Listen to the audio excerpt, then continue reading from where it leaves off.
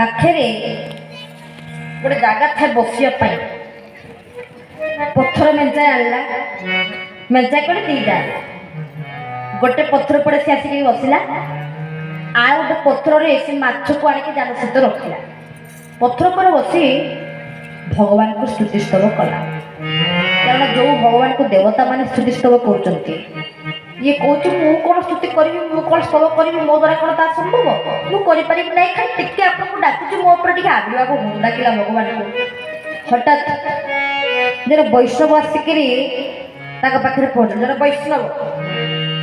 वैष्णव कले धड़ा गेरुआ पिंधि और खाऊ तिलक लगुव सी वैष्णव ता नुहे वैष्णव समदल से निष्ठापर तपकथा शैलीर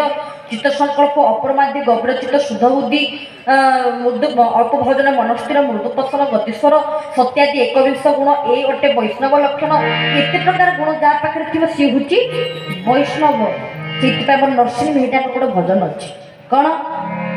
वैष्णव वैष्णव जना तो बेने कहिए